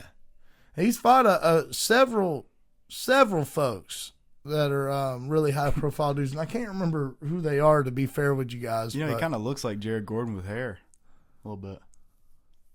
Yeah, but in person he doesn't. I bet. He just got the face. But in that picture right there, face. bro, he's definitely got the face. Well, guys, there's some other good guys on here that we could talk about, but we're just we don't have really a lot of time for it. So we're gonna switch over to UFC 320. We're gonna give our picks, our predictions, and our thoughts on that, man. Before we do that, I gotta tell y'all, The Smashing Machine, starring Dwayne "The Rock" Johnson, is coming out this Saturday, I believe it is. Heavy. And I want to see it so bad, but I'm gonna be in Kentucky playing music, so go watch it for him. Shout out, yeah, it's definitely gonna be worth watching. It's about Mark Kerr, the previous UFC and Pride fighter, and man, it's just gonna be such a good one. I can't wait to watch it. And for the MMA people out here and the combat sports fanatics like we are out here that know there's a documentary, and for those that don't, there's a documentary. That's what this whole thing's based on, pretty much. You don't have to go watch the documentary before going to see the film. Mm-mm. You really don't have to. I haven't seen the film, obviously, but the film's going to tell you this stuff. It's nothing that you've got to prepare yourself for, right? You guys all know who Mark Kerr is. You all know pretty much his story. And if not, watch the documentary if you want to before you go. I'm just trying to tell you, don't put it off just because you haven't seen the documentary. If you've seen the advertisements for this thing and you're interested in going to it, dude, fucking go to it, because it's going to be worth it and it's going to be awesome. You're going to cry. You're going to laugh. You're going to go, damn! And it's going to be dope, bro. Take your woman. Take your son. Take your daughter. Take your church friend, your work friend, and your bar buddies, and go check this out, because it's going to be a great one. Damn right. Yeah. The documentary is great if you want to watch it, but if not, the movie is very, very closely related to the documentary. Like, I can remember seeing in the trailer some exact scenes from the documentary. So they stayed very true to that doc. But again, you don't need to watch it to go see the movie. Just go see the damn movie. Yeah. So how far you want to go back on this card, brother? I mean, dude, if you want to, we can do early prelims all the way up, or we can do main card. I say we start with, listen, if we don't know everything about these guys, let's just give our picks. Let's start at the bottom and work our way up. Veronica Hardy is taking on Brogan Walker. I don't know anything about Brogan Walker. I know a little bit about Veronica Hardy, Dan Hardy's significant other / spouse / wife ? Would hate to know what they do behind closed doors, because they look a little handcuffy, chainy, bondagey, maybe. Maybe an armbar? Maybe a Kimura? I am going to take Veronica Hardy, though. That being said, I don't know who Brogan Walker is, but Veronica she's got great grappling. Her stand-up could use some work, and I don't know who Brogan is, and that's kind of why I'm going to take her. I'm also going to go Veronica Hardy. I've seen Brogan Walker fight a few times, and she looks like she has potential. She's a pretty big girl, but she I feel like she struggles with the mental a little bit. Like, she doesn't believe in herself. And I think Veronica Hardy's going to expose that. Yeah, and will. Yeah. And will. Up next, we have Ramiz Brahimaj taking on Austin Vanderford. Austin Vanderford, that's Paige Van Zandt's old man, isn't it? Sure is, yeah. Sure is. And he's taking on Brahimaj. Man, I tell you what, I'm just going to go out on a limb here and say I think Austin's going to win this. Brahimaj is a seasoned fighter. He's a good fighter. And, but I feel like he tones it down. I don't know if it's tiring himself out. I don't know if it's a mental thing or if he may get complacent in the fight. But Austin Vanderford is hungry, and he feels like this is long overdue. And just based on that mentality, took the words right out of my mouth. Those are the two exact things I was about to say about it. Damn, and we didn't talk about this before, guys. We literally on screen, you saw it, debated what we were gonna do here. Yep. I'm taking Austin Vanderford for those reasons. Taylor, what do you got? I'm taking Austin Vanderford for the same exact reasons. I think he thinks he should have been here a long time ago, and feels like he's going through the motions fighting all these undercard guys, and he should be in the main event already. And he looked very, very, very good his last time out. So I can kind of see what he thinks. I mean, obviously everybody comes in cocky until you get knocked out a couple times. And Brahimaj might be the guy. Might be the guy. But I don't see it, dude, because he was losing that last fight, if I remember right, and then knocked the dude out, right? Yeah. Or submitted him. Something like that. He finished him. I know that much. Yeah. Yeah. But at any rate, Austin Vanderford's my pick for that fight. Me too. Up next, we have Punahele Soriano taking on Nikolai Veretnikov. That's how you say it. Give me Punahele.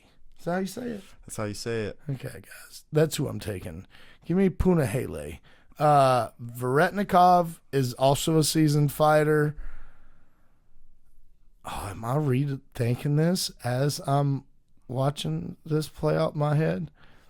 Not to call you out, you did pick Veretnikov earlier. Yeah, I did. Yeah, I think. All right. I'm absolutely going Veretnikov. Punahele, I've seen him fight a few times, and it feels like he has delivery issues as far as landing the straight. It's almost like he sees it in his head and then doesn't follow through with it. Veretnikov is a dangerous seasoned fighter. I can't remember exactly his fighting style, guys. I'm not gonna sit here and lie to you guys. If I can sit here and break it down, I'm gonna break it down for you. And if I can't, I'm just gonna go back on the old memory bank and try and remember the most I can about these guys. And what I remember is Veretnikov being fairly ferocious and seasoned enough to finish this fight. And that's what I think he's gonna do by possibly TKO. I do agree with you that Punahele has some delivery issues, but I think it's almost a confidence issue, and I think he's been feeling it out with his previous fights in the UFC, and I have faith that he's going to knock this dude out. He's got a few highlight reel finishes in his pocket, and while Veretnikov, I can't really tell you how you say that. Veretnikov. Well, there's an E in between the T and the N, but I'm gonna go with you. Veretnikov. I think Punahele is gonna do it, man. I think he's gonna knock him out. He's got really slick striking, and who the fuck is Veretnikov? Hey, that was a good one. That was a good accent. Up next, we have Patchy Mix taking on Jakub. I'm not even gonna try that, brother. I'm not. Jacob Wicklax. Yeah, Jacob Wicklax. Jacob Wicklax is a European champion, regional scene guy, and he's very lucky to be fighting Patchy Mix. And I know that we all saw Patchy Mix look like dog shit the last time we fought, but I hate to tell everybody. Time before that, last time he came out and whooped ass. Did he? He did. He came out and whooped ass. Who did he fight? Bring it up. I'm thinking about Patricio You Pitbull. are absolutely thinking about Patricio Pitbull. You absolutely are getting those two. No, you're 100% right. He's only fought once in the UFC. Yeah, absolutely. And he looked like dog shit. Yeah, he got starched. No, sir, you're thinking about someone else again, Pitbull. dude. It's Pitbull, dude. Oh my it's Pitbull. God, it wasn't Pitbull either. It was, motherfucker, dude. It's God darn it. Why do you do this to me? I'm not doing anything. It wasn't Pitbull that got starched. It was the PFL champion. DC's hot. Aaron Pico. Aaron fucking Pico. All right, well, right now we're talking about Patchy motherfucking Mix. Patchy versus Mix. Jacob Wicklax. Patchy Mix is a veteran, a champion at heart, and I don't know what was wrong with him. I don't think anyone knows what's wrong with him, but you know what I appreciate? He didn't come out after that fight and go, oh, man, my fucking toe hurt today. Oh, I had a broken this or that. Oh, man, I was sick before the thing. He didn't make excuses. As a matter of fact, I haven't heard anything out of Patchy Mix. Okay? He's been working. He's been working, guys. And some regional champs not stepping up to my boy, Patchy. Give me Patchy. I don't know how. I don't know when. But I think Patchy's going to win this fight. And by the way, I think it's going to look relatively easy. I'm going Patchy Mix, too. I think that last one was a farce. And I think he probably maybe shouldn't have fought that fight. Maybe he was sick. Maybe he was injured. And he's just like, I can't turn down my UFC debut. I'm not going to start the UFC like that. So he went out there and looked like dog shit. But I thought you were going to say he shit the bed. Well, that too. He he also shit inside of a pillowcase and then laid in it. But we're hoping that he gets a new pillowcase for this fight and comes out on top. So give me Patchy Mix as well. Up next, we have Macy Chasson taking on Yana Santos. Taylor, have you got for this one? Macy Chasson. Man, dude. Damn, Yana Santos. She be looking good, though. But give me Macy. I'm taking a Macy. Give me Macy. She's kind of the Corey Sandhagen of the women's bantamweight division. She can strike, she can wrestle, she can grapple. Yana Santos has looked good. And then when she looks bad, she looks fucking terrible. Who knows what version of her is going to pull up.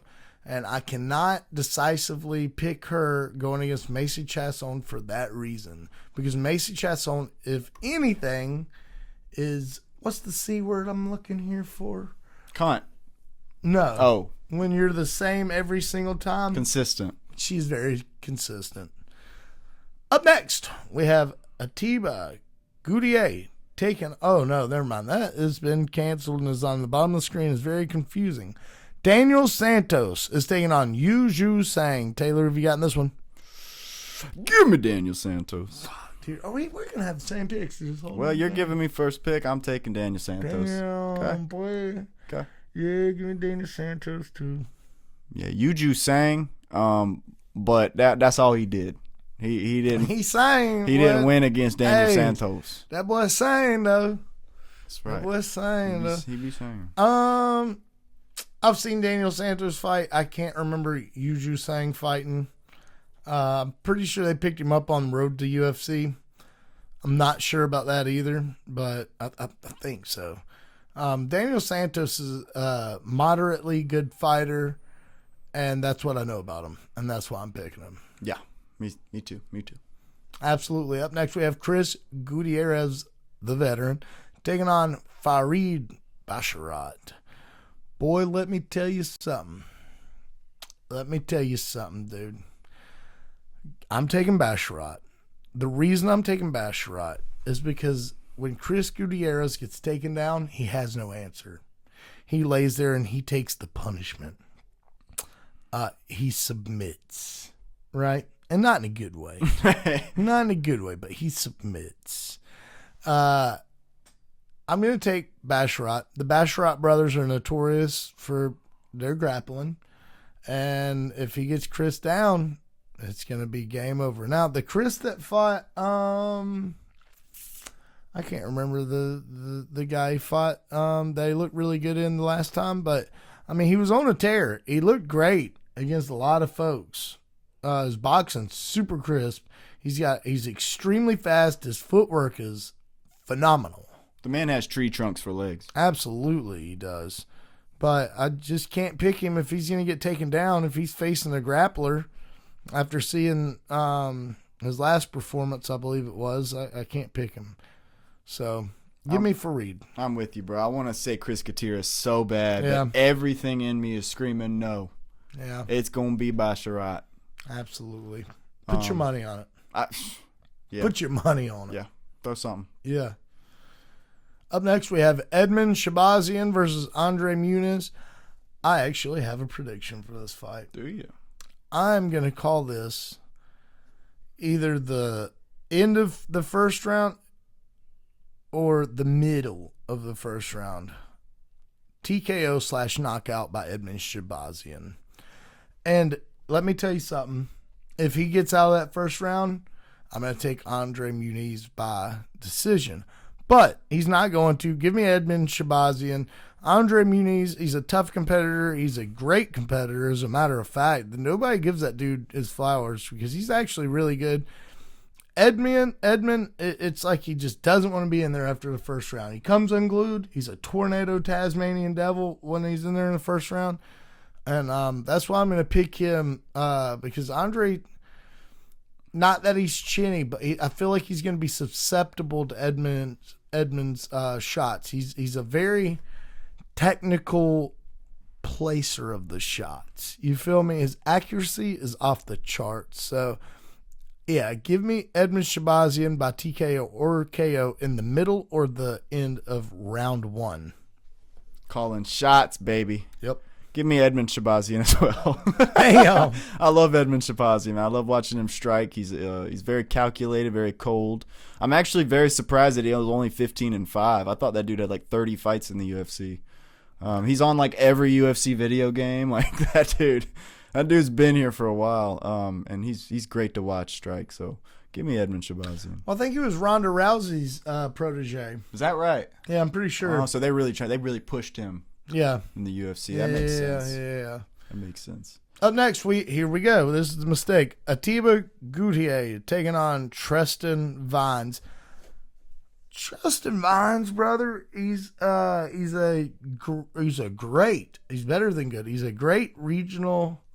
I don't know if he's held championships. He probably has, but I know his circle. I don't know him per se, but I know his circle. They're really good dudes. They're really good fighters, and he trains really with really good dudes.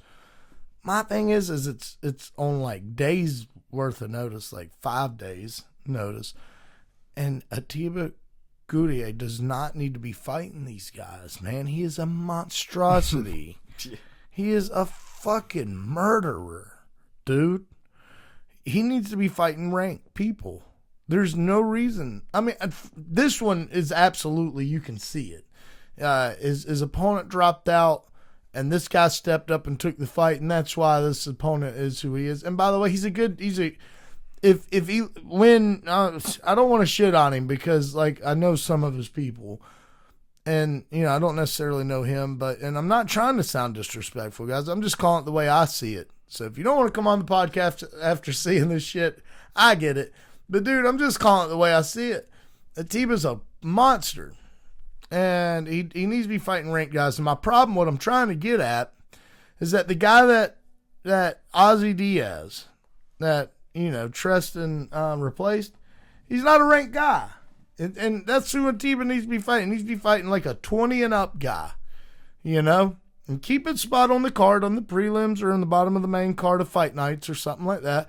But he needs to be fighting opposition that makes sense. Because by this point, you're just sending folks out to the slaughter, especially Ozzy Diaz. Don't let that 10-3 record fool you, brother. He was going to get slaughtered like lambs to the fucking saw, brother. You feel me? Mm-hmm. That's what was going to happen. Yeah, they're just feeding people to him. See, now this one you can call the same one. I understand if you call this Gutierrez. Well, I'm going to call the damn ones I want. No, Gutierrez, for sure. He's going to go in there and rip them apart limb by limb like a Mongol. So 100%. That's what I think, and I'm going to stick right to that, and then I'm just going to, do a little scrolling here. Don't mind me.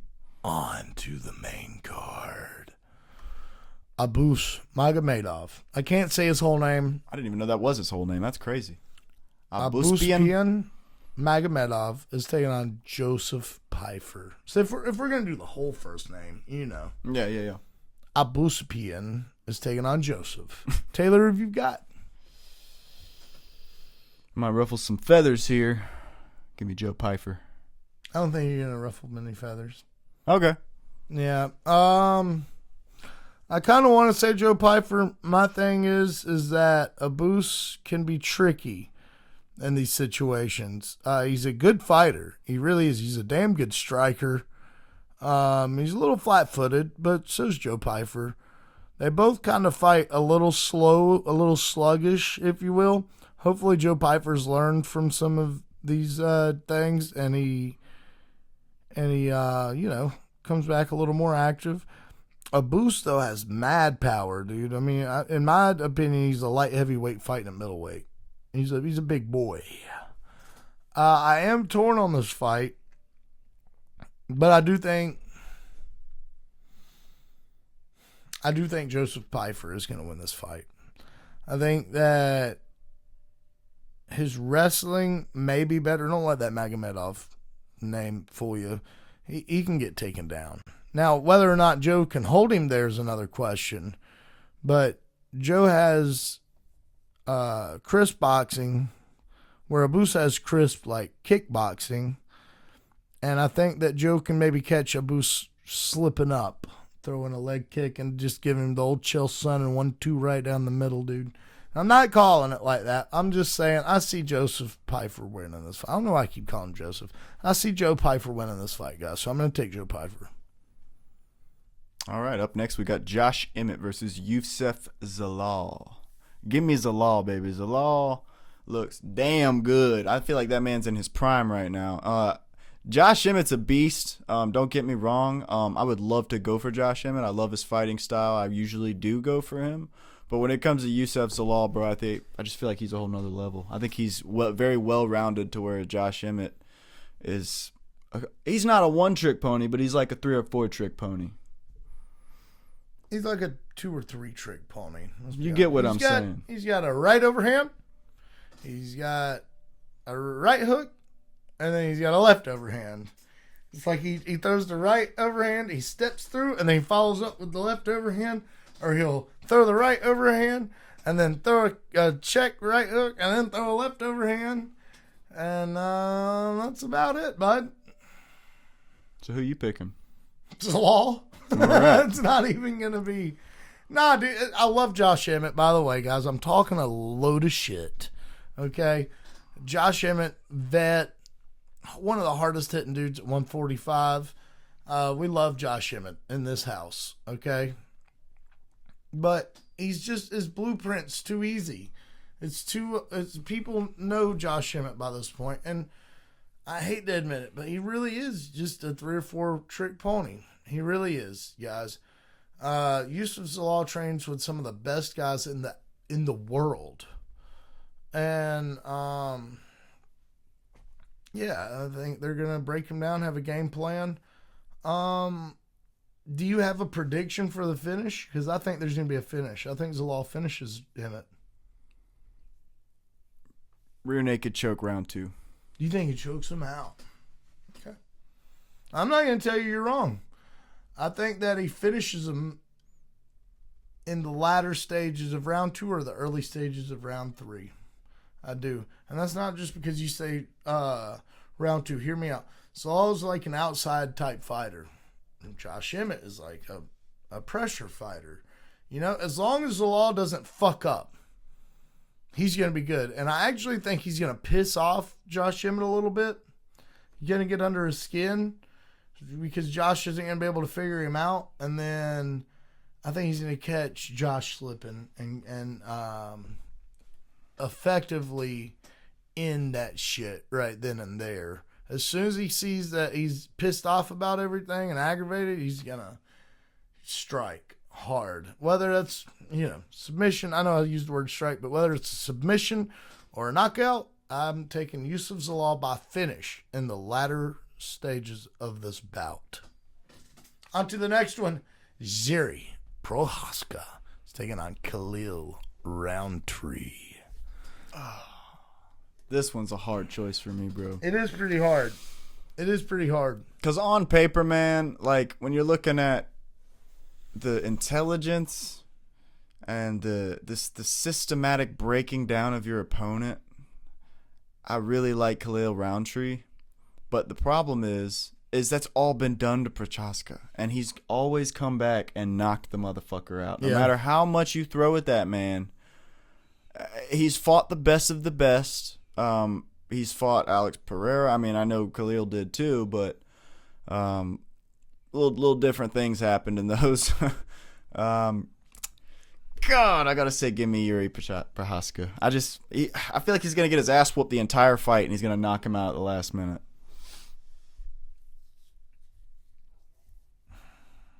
Man, it's going to be so hard to pick. I know. I've been looking at this one all week. Like, what am I going to do? Just to stir the pot, I'm taking Khalil. I do. You very might get we've it. We've had the same picks this whole time, and I think to stir the pot a little, I'm going to take Khalil. I'm leaning towards Yuri. I am leaning towards Yuri. I think Yuri is probably going to win this fight, but the unknown factor in this fight far outweighs the, being able to predict what's happening here. I think Khalil's leg kicks are going to come into play. See, but Yuri eats those. Yeah. And he keeps them up. But the whole breaking down Yuri thing doesn't work. Rakic almost had him out of there with leg kicks. And if Rakic almost has you out of there with leg kicks, I think Khalil can get him out. I'm trying to form some type of a reason in my head on the spot why I'm taking Khalil. They're similar fighters. Fuck, yeah, give me Khalil, and I am leaning towards Yuri. Like, if I was putting money on this, I'd probably put it on Yuri, guys. But to make it fun, I'm going to take Khalil, and I'm not going to make a prediction, but you better believe those leg kicks are going to be a huge factor in this fight. And as a matter of fact, Khalil very well may take Yuri down, brother. Okay. Just might. That'd be an interesting Remember one. before the Pereira fight, he was like, I ain't never taken down nobody in my life. Well, you fucking might this go around, buddy. Yeah. Yeah, and you paid for it, too. Yeah. Up next, we have Merab, the Machine, Dvalishvili, taking on Corey, the Sandman Sandhagen. This is pretty self-explanatory. Taylor, go ahead and tell them what you think, brother. While I would love to say Corey Sandhagen is going to go out there and do what Sean O'Malley could not, I very seriously doubt that. Because there's a reason that Sean O'Malley was the champion and Corey Sandhagen has not been. And that's nothing against Corey Sandhagen. It just means they're kind of doing the same thing, and Sean O'Malley was just doing it a little bit better. That's my take on it. Give me Merab Dvalishvili. I do think Corey Sandhagen's grappling is way better than Sean O'Malley's. I agree. I think that Sean O'Malley has... Maybe he's a little faster than Corey. Corey's still lightning fast, though. Like, we're talking about fractions of a millisecond here. We talked about this on the last podcast, I think. I really want to pick Corey. But by December 31st, I want to hear, damn, Jason, you got me on these point cards. Boy, shit. Damn, I want to hear it. Oh, God. It gets fueled every time I say it. Give me Merab. There, it's final. It's out. The pressure's off. I really think Corey... Here's the thing, guys. Me and him were talking about this earlier. I really do think Corey can upset the odds makers here. I really do think that he can pull off an upset, guys. And it's not just from, maybe he can land a lucky shot. Nah. It's his ability to get up without putting himself in imminent danger, far better than O'Malley, and his computation of his opponent in real time. IRT, guys. I really think that Corey might finish Merab. I really do. But if I was a smart man and playing this safe and I had to put money on it, I'd put it on Merab. But, guys, this isn't from the heart. This is me legitimately thinking about this fight. I truly can see Corey finishing Merab the same amount of times I can see Merab beating Corey. Do you see what I did there? I do think that the only way Corey beats Merab is by finish. And most folks, Corey wins a lot by decision. He does by a lot. I mean, he's got an ass shit ton of finishes too, brother. And people always talk about Petr Yan's ability to break down his opponents in real time. A walking computer, as they say. So is Corey Sandhagen. I really want to take Corey Sandhagen, but I'm going to play this one safe, just being that we are in October officially, and December 31st is getting closer, guys. Give me Merab. Merab it is. Up next, we have the main event. Magomed Ankalaev versus Alex Pereira. Who you going with, brother? You going with Potan? Hey, yeah. Hey, yeah. Give me Magomed Ankalaev, baby. Oh, okay. I thought you were going to go Poatan. Nope, Magomed. I got to, man. I got to. I really want to go for Alex Pereira, but when I think about it, dude, like when you break it down and you look at all of the different ways that each one can finish each other, there's kind of only one way Alex Pereira can finish Magomed, and there's multiple ways Magomed could finish Alex Pereira. So just from a game plan perspective, I got to say Ankalaev. There's just too many game plans for him to choose from. Okay, I am switching it up. I'm switching it up, bro. On the spot. For the past 3 days, I've been thinking about this, and I actually bring very valid arguments to this that tell me Magomed's going to win, but I'm not going with it, guys. I'm going with Poatan, and let me tell you why. Because I want to be a little different here. New haircut, new me. New haircut, new me, guys. That's what the old lady does. Anyways, at any rate, Magomed, let me tell you guys something. Let me tell you my reasoning for why Magomed should win. Is because he went 0 for 12 on his takedowns in that first fight. And let me tell you, ladies and gentlemen, something. When his fucking big gargantuan caveman ass got off the fucking plane over there in Dagestan, he didn't go for a parade. He didn't go out to Dave and Buster's with the fucking boys, pal. He didn't get on his shiny motorcycle and go crusading through the streets, buddy. What he did was his fucking coach double-legged the shit out of him, stuck him on his shoulders and took him right in there, stuck him in a singlet, and that's where he's been ever since. So, I think Ankalaev's game plan is going to be to wrestle, even though he's a striker. He doesn't tend to wrestle a lot. He did try to wrestle a lot in that first fight, and that tells me that he's probably been drilled since. Not just drilling, he's been drilled by those coaches because they don't fucking play games, man. They don't show emotions, dude. They don't show weakness. You're not allowed to have emotions over there or be sad or be fucking upset or depressed. Bitch, you go work the fuck out. You feel me? Go work out and pray about it. See that bear over there? Go wrestle him. Right now. And if you don't bring me back at least one tooth, I'm cutting your head off. That's how they roll in Chechnya. Yeah. That's another interesting part of this. We just found out that Magomed Ankalaev, his longtime gym, is actually the Chechnyan warlord guy. Yeah. Sketchy. Who Hamzat also chills with. And, you know, they say, like, that's been his longtime gym. I mean, does he have a choice, bro? Who knows? It's scary. Does he have a choice? See, I thought... So I know we looked that up. I just thought he trained in Dagestan, just under a different gym. He does. Well, he's from Dagestan. Okay. Yeah, he went to Dagestan State University or whatever the hell it is. And everybody thinks that he trains with Khabib, but him and Khabib have actually never crossed paths training wise. Is what it said. I'm fairly certain he's trained with Sean Strickland. Yeah. Okay. So when he comes over here, he trains with Eric Nixick. Okay, that's his USA Sick. team. But over there, it's Chechnya all day, baby. Well, ladies and gentlemen, you heard it here first. Taylor is taking Ankalaev. I am taking Poatan. This is going to be your chance to come up, brother. Dude, I need it, man. Look at me nice. This is your chance to come up. Don't let down the fans, brother. I won't. Don't. I won't. I'm going to try not to. I'm going to scream at the television with all my might. And if these guys lose, on my end, I'm punching the TV as hard as I can. You got one of them old big TVs, like the fat ones, or you got a flat screen? A big one. Oh, shit. Yep. Well, you might see this man in a cast next time. Lift it up above my head, and I'm just going to break it in half over my fucking head. Get a picture. That'd be cool to be a TV head. TV head? TV head. That'd be sick. Ladies and gentlemen, thank you for tuning in with us. All of you oddballs and combat sports fans all around the world. We appreciate you guys. All of our European fans, all of our fans from abroad, all of our American fans, all of our fans. We love you guys so very much. We appreciate each and every one of you. I would say that we could never do this without you guys or something like that, but bitch, we don't get fucking paid yet. So we're working on it. Mm-hmm. We're working on it. We've also got some super cool ideas coming up. We got a documentary dropping. We've got awesome and amazing interviews coming down the line. Don't miss it. Taylor, it's been great, brother. It's been great, brother.